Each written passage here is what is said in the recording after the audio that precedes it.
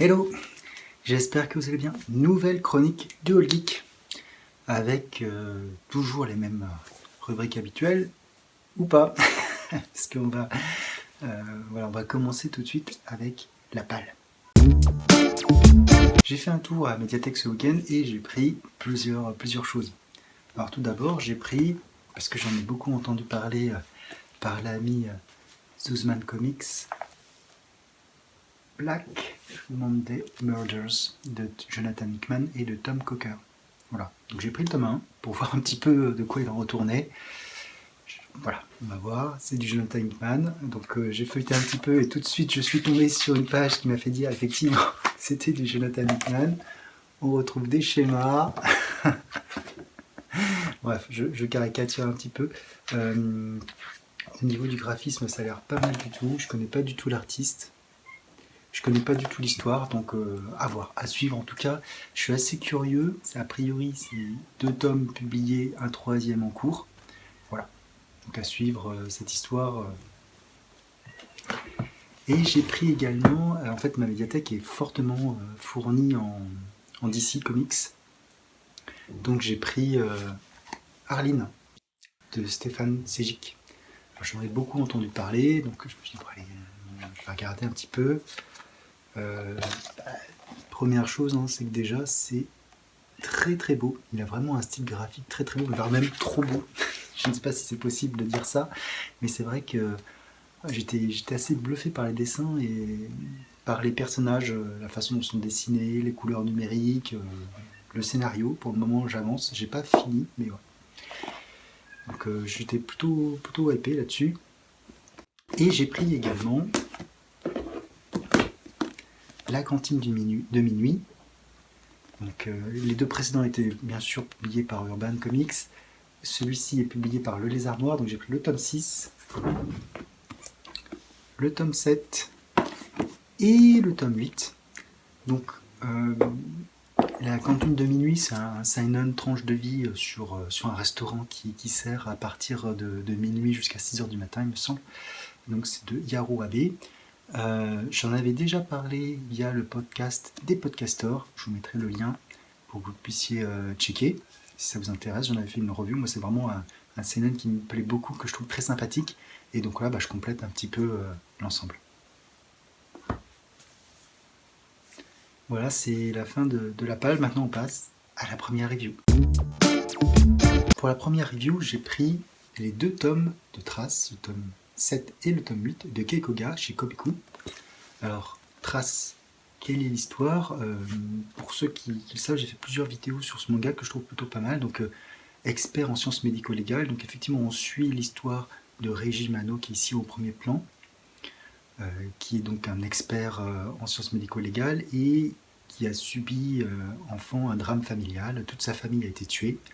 Son grand frère a été considéré comme coupable. Il s'est lui-même suicidé lors de l'affaire, sauf que ça ne l'a pas convaincu et donc depuis 24 ans, il essaye de trouver la vérité par rapport à cette affaire, ce qui s'est vraiment déroulé à la base d'analyse ADN, de suspicions, de preuves, etc., etc. Là, on arrive sur 2 tomes assez importants en termes d'histoire. Alors, le manga s'entrecouper d'enquêtes, je dirais classiques, et du fil rouge par rapport aux besoins de justice et de vengeance de Reiji. Dans ces 2 tomes, beaucoup moins d'affaires annexes. On est vraiment maintenant arrivé, je dirais, dans la dernière ligne droite. Quoique, je ne sais rien. En tout cas, beaucoup de révélations ont été faites, puisque le meurtre de sa famille et de son frère est lié à tout un contexte d'harcèlement scolaire, de viol, etc. C'est très glauque, c'est assez compliqué aussi de bien comprendre tous les tenants et les aboutissants, tous les rebondissements qu'il peut y avoir au cours de cette affaire, dont les preuves ont été effacées, contrôlées, l'enquête arrêtée, donc pas mal de choses qui sont mises en exergue et qui sont reprises au cours des différents tomes et pour lesquelles on va avoir des réponses. Des réponses, alors est-ce que ce sont les bonnes réponses? J'avoue qu'en lisant la fin du tome 8, je me suis posé des questions, je me suis dit, bon, on arrive à la fin du manga, où il y a un rebondissement, etc. Je sais que le tome 9 est paru il y a peu de temps en France, et que le tome 10 a été paru au Japon, donc j'avoue que je me pose beaucoup de questions, vu le cliffhanger du tome 8, enfin, même pas le cliffhanger, vu le dernier chapitre du tome 8. Voilà. Donc ça reste une série que moi j'apprécie beaucoup, que je trouve très intéressante, à la fois parce qu'on suit un polar qui peut-être, certains l'auront vu venir, moi je m'étais posé des questions sur un personnage, finalement, bon, j'avais pas tapé complètement à côté, mais un peu quand même. Et puis d'un point de vue science, technologie, etc., c'est assez complet, c'est des analyses d'ADN assez classiques, mais qui font le taf. Donc globalement, moi je passe toujours un bon moment avec cette série de mangas qui est très efficace. Les couvertures sont assez belles, le graphisme est assez beau. Alors j'essaie de pas vous spoiler parce que du coup, comme on est vraiment, voilà, ça ne vous spoile rien, vraiment dans l'histoire, donc on peut voir un certain nombre de choses. C'est plutôt sympathique, voilà, plutôt pas mal. Donc moi, ça reste une bonne petite série que je ne peux que vous conseiller de lire si vous aimez un peu les polars, avec un aspect scientifique, un peu les experts, hein, voilà. En tout cas, ça reste très plaisant à lire. On enchaîne avec la deuxième review, cette fois comics. Et je vais vous parler du Venom. Le Venom King Black numéro 2, qui signe la fin du run de Donny Cates et de Ryan Stegman sur le personnage de Venom. Alors, autant vous le dire, je vais faire une partie no spoiler et une partie full spoiler parce que en fait ça va être très difficile sinon de parler de ce tome. D'un point de vue global, je vais vous dire mon ressenti sans spoil. D'un point de vue global, ça marque la fin du run. Une fin du run qui entraîne un nouveau statu quo assez important. Voilà, sans vous en révéler trop. J'en parlerai plus en détail en section spoiler, mais c'est la direction prise par Donny Cates. Peut-être pas. Je suis assez circonspect quant à cette nouvelle orientation. Ça signe un run après assez important sur le personnage. D'ailleurs, on peut voir, même s'il y a une petite foot, la galerie, les 200 couvertures, parce que c'est l'épisode 35, mais également l'épisode 200. Et donc, Panini a eu la bonne idée de reprendre ce qui avait été fait en VO, c'est-à-dire les 200 couvertures. Donc ça donne vraiment quelque chose de pas mal. Bon, même s'il y a une petite faute que je n'explique pas, voilà, effectivement, la couverture qui est ici n'est pas la bonne. C'est pas la bonne couverture. Voilà. Ça, c'est le premier épisode de Venom repris par Remender. Alors, je sais pas pourquoi elle apparaît ici, dans l'épisode 12. Enfin, je sais pas. Il y a eu un bug, quelque part, un petit cafouillage. Donc, il y a quelques couvertures variantes à la fin qui sont vraiment pas mal.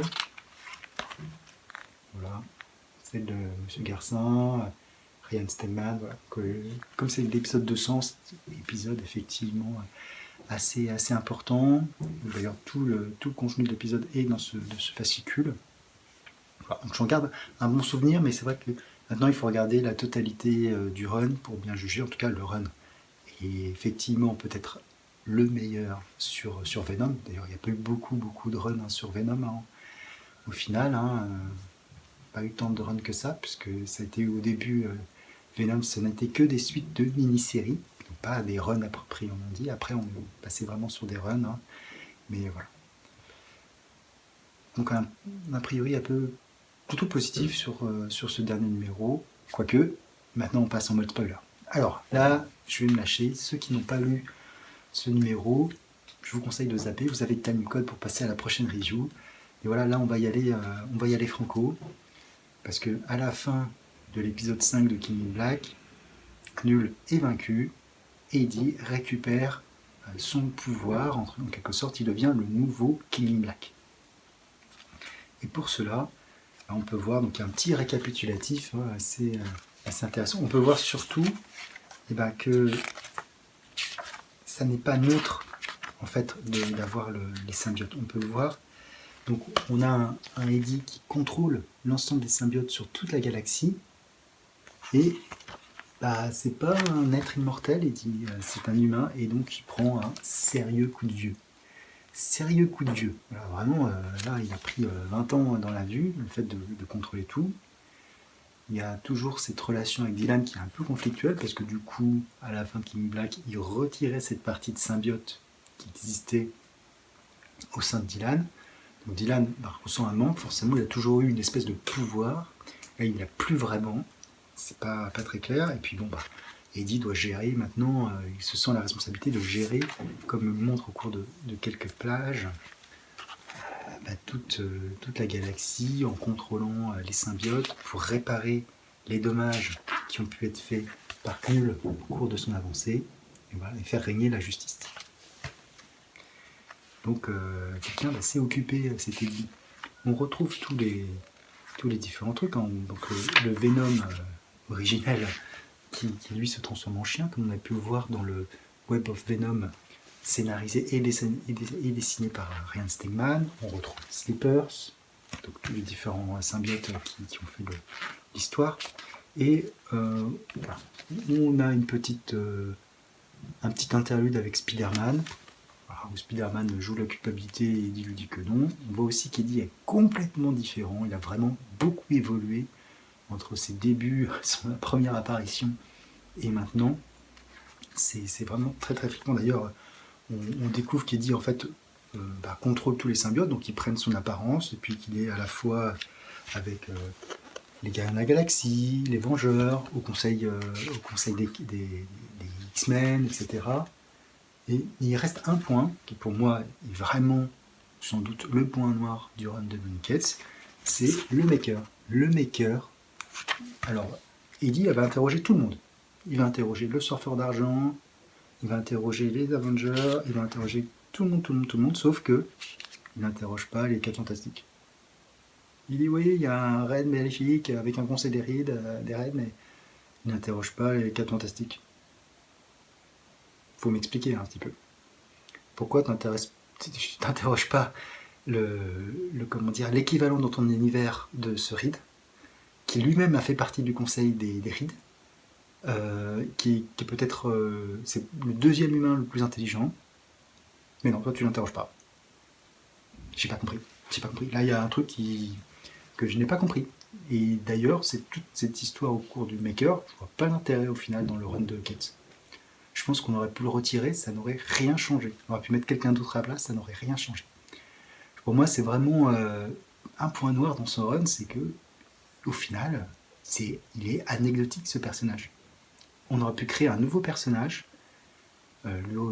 ça n'aurait rien changé. Je n'ai pas compris. Bref, dites-moi si je me trompe, si je m'égare, mais...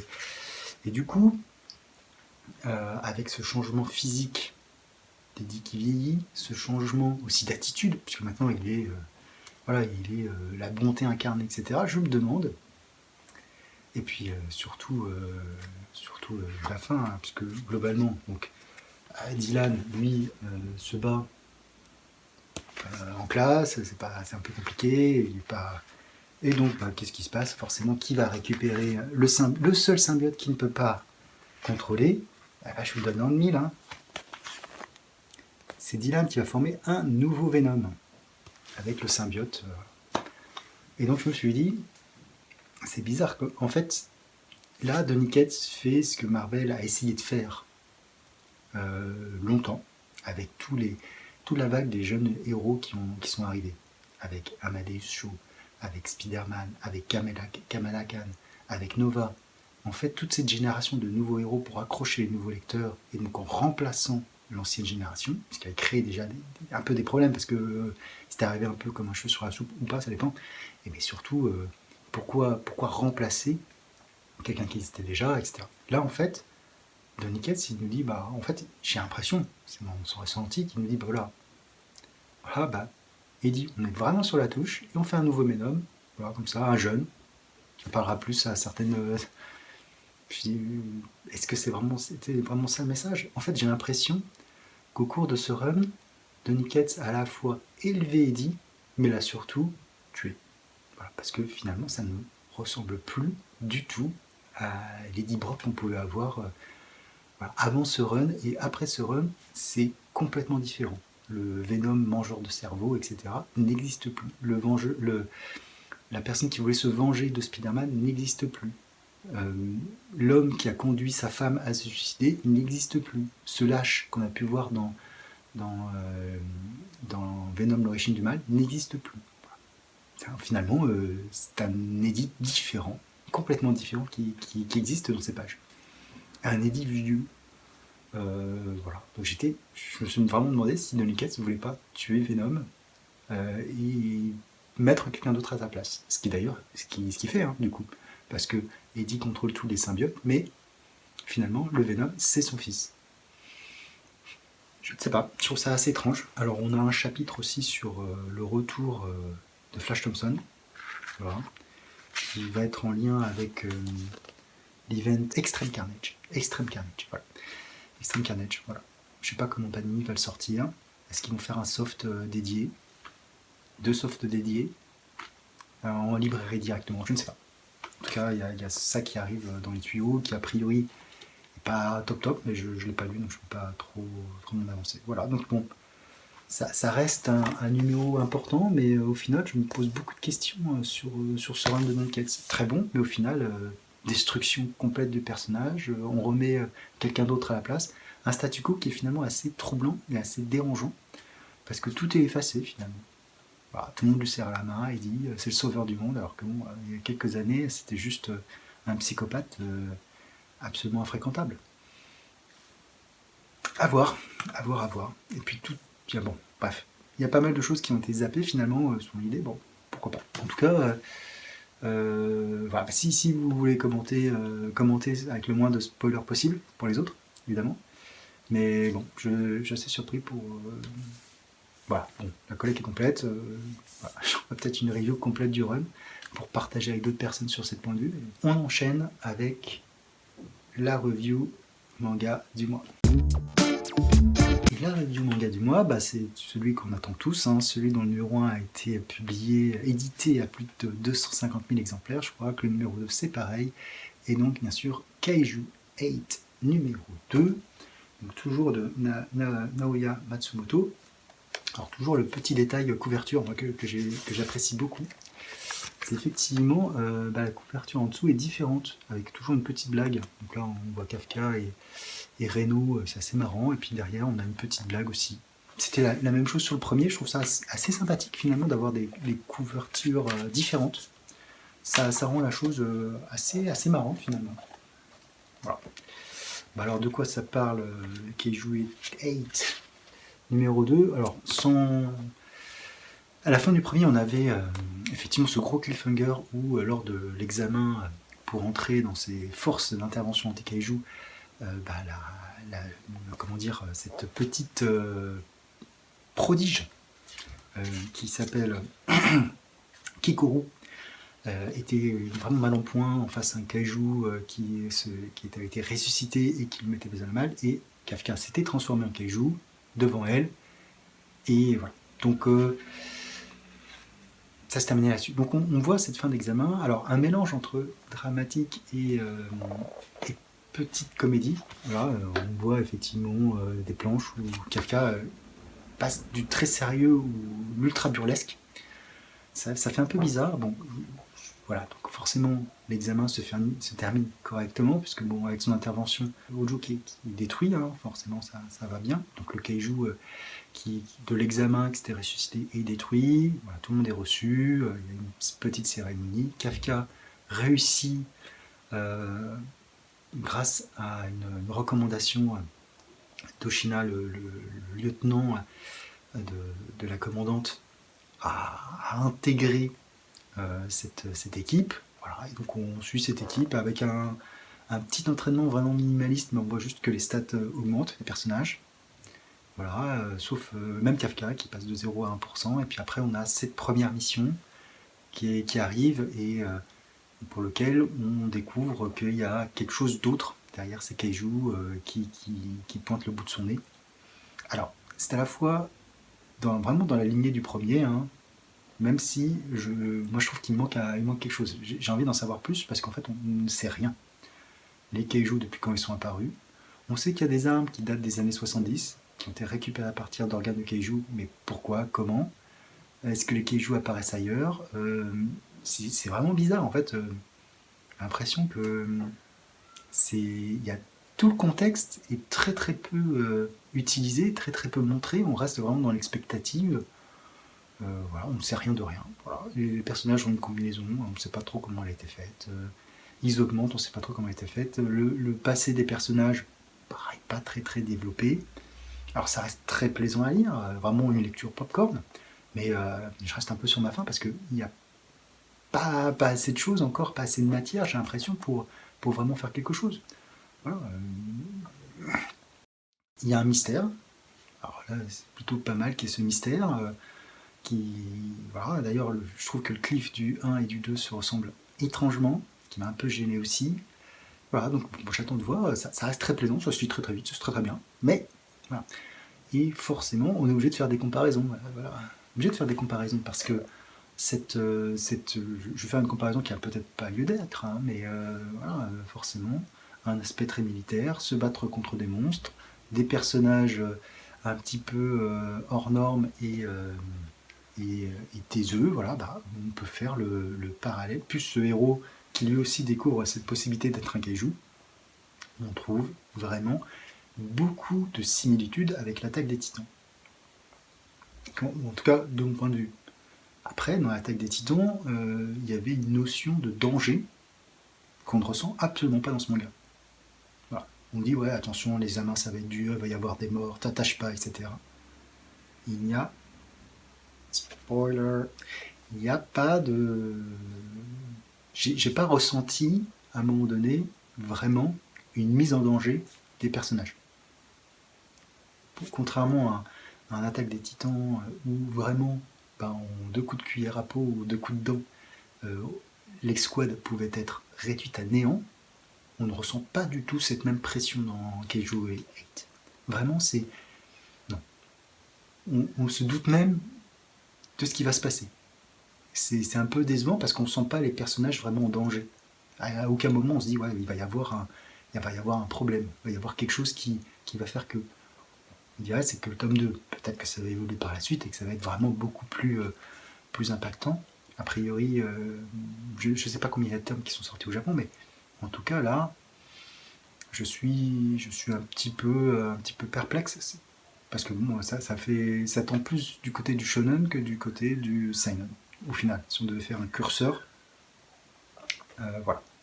Donc ça reste plaisant, c'est pas trop mal dessiné, même si je trouve qu'il y a certains plans qui manquent un peu de finesse par moment. Mais voilà, ça reste agréable. On commence à voir un peu les personnages, mais on ressent pas moi je ressens pas de tension. Je ressens pas de tension pour les personnages, pour le moment. Alors peut-être que le tome 3 me fera mentir et qu'il y aura vraiment quelque chose qui va, qui va tout exploser, mais là, agréable, mais sans plus. On passe à la dernière review. Et c'est également un tome 2, c'est Shangri-La Frontier, tome 2.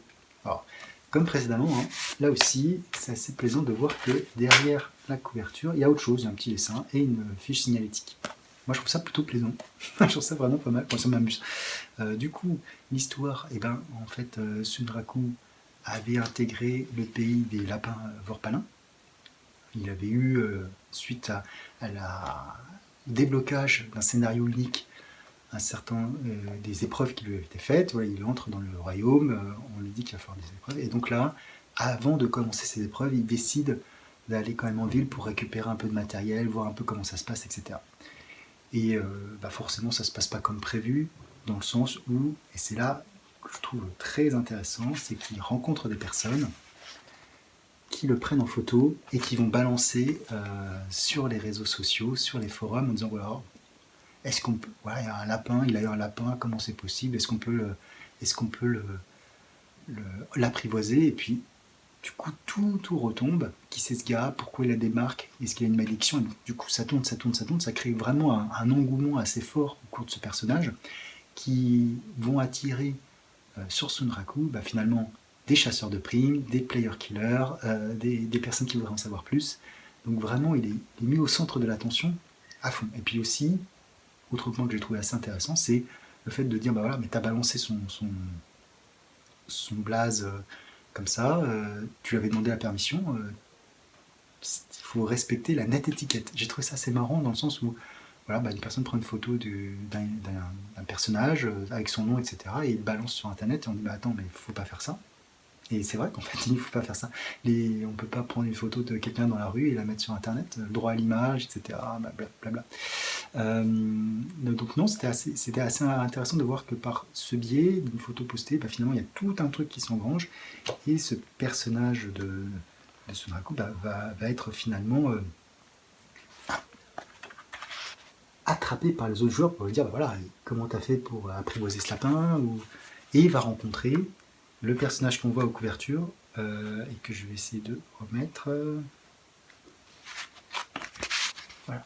Arthur Pensilgon, qui est en fait une vieille connaissance d'un autre jeu auquel Sunraku avait œuvré avec son camarade aussi où il joue au jeu Burke. Donc il y a tout un trio qui se forme, qui se connaît. Et voilà, elle, ça fait partie de la ligue Ashura des Player Killers pour tuer les joueurs. Elle est connue comme en avoir tué beaucoup.